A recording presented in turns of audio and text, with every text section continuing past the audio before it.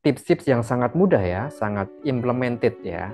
Tidak perlu banyak mikir, jalani, dan itu nanti akan menjadi kenyataan. Bahagia dulu baru sukses. Jangan sukses dulu baru bahagia. Kalau kita nanti sukses dulu baru bahagia, nggak boleh kita makan rendang. Nggak boleh makan yang enak. Jadi kalau kita bahagia dulu baru sukses, makan aja semua. Karena memang spiritualitas itu hanya diperoleh dari proses menjalani dan mengalami ya. Mereka pikir kalau hanya dengan membaca, lalu pikiran mereka paham, tapi nggak pernah mau mempraktekkan, itu bisa merubah kehidupan mereka. Gitu. Makanya banyak yang ikut kelas-kelas spiritual, kelas motivasi, bahkan kelas bisnis pun, akhirnya nggak dapat apa-apa. Padahal bayarnya mahal. Gitu.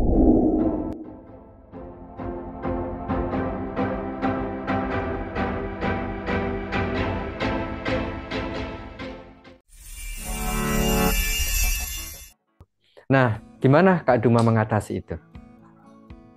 Mengatasi keruwetan itu? Iya, keruwetan pikiran itu. Aku mikirin gini aja, Bang. Kalau aku makin ruwet gak ada duitnya. Kayak mana supaya ada duit, ya lepaskan aja. Aku tuh gitu aja intinya. Duit, siapa nggak mau pengen duit, Bang? Kamu mau duit nggak? Mau dong. Ya udah lepaskan aja ruwetnya. Gitu ya. Aduh, ini kalau berhadapan dengan pendekar yang sudah melanglang buana, ilmunya kayak gini ya. Kayak gampang gitu ngucapinnya. Mungkin yang nonton video ini jadi bingung ya. Kok semudah itu ya? karena memang ya udah nggak dipikirin lagi gitu. Kadang saya kalau ada orang nanya kayak gitu, ketika dalam sebuah konsultasi gitu ya, dia sudah ngomong panjang gitu, setelah saya analisis, saya identifikasi, saya diagnosis gitu, ternyata apa? Ternyata ruwet pikirannya. Akhirnya apa yang kita sarankan? Ya sarankan adalah ya pikirannya tolong jangan diperruwet gitu. Taruh dulu pikirannya. Ingat nggak obrolan kita waktu itu? Apa itu? Otaknya diletakin dulu. Nah, nggak usah pakai otak gitu. Karena memang betul bahwa pikiran kita lah biang kerok segala keruwetan hidup gitu. Kita selalu hidup dalam dualitas, menilai baik buruk, negatif positif, begitu terus. Nggak usah pakai otak dulu lah. Gitu. Dengan tanpa otak ternyata malah kita bisa hidup lebih santai, lebih damai, lebih tenang gitu ya. Nah itu juga yang banyak menjadi hambatan beberapa teman ya ketika bermanifestasi. Mereka ribet menyusun kalimat afirmasinya. Nah, kenapa harus ribet? Kenapa harus menyusun kalimat afirmasi? Langsung aja pakai rasa. Rasakan apa yang Anda inginkan.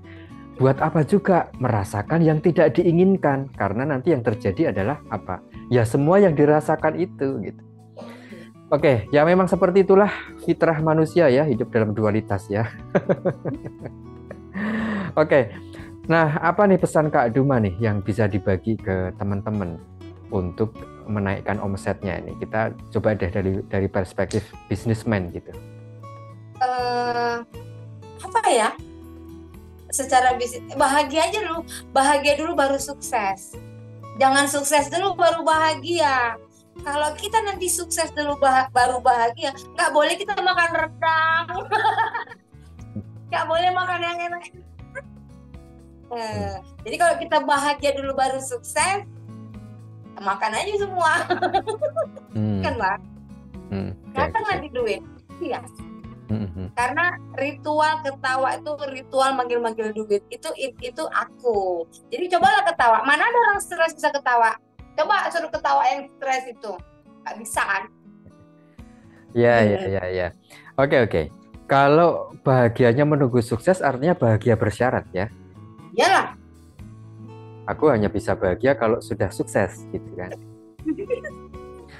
Padahal setiap proses itu perlu dijalani dengan penuh rasa bahagia ya. Nah, terus kalau misalnya ada yang ngeles begini, aku nggak ada duit nih, gimana caranya saya bisa bahagia? Gimana? Orang dia udah bilangnya dulu nggak ada duit. Ya jadilah kan didengar sama daging kita ini nggak ada duit, lari duitnya. Oke. Dibilang ketawa dulu tuh ritual manggil-manggil duit. Jadilah kita magnet uang. Gitu. Ketika pikiran atau batin kita mengatakan aku nggak punya duit, yang terjadi nggak punya duit beneran ya. Ya, makanya kan kalau kadang ada orang gini, beli kutus-kutus ya gitu kan. Nggak ada duit, ku aminkan, ku bilang udah takut dia.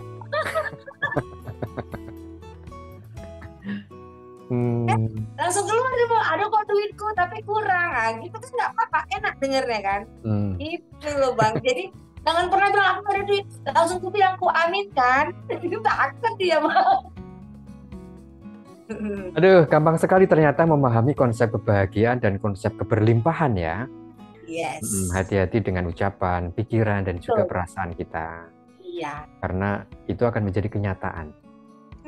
Makanya afirmasikan terus yang baik-baik, yang bahagia, yang positif gitu ya.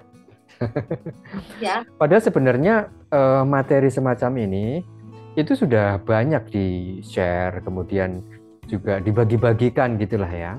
Kenapa mereka masih banyak juga yang belum ngeh gitu? Ya, karena memang spiritualitas itu hanya diperoleh dari proses menjalani dan mengalami ya. Mereka pikir kalau hanya dengan membaca, lalu pikiran mereka paham, tapi nggak pernah mau praktekkan, itu bisa merubah kehidupan mereka. Gitu.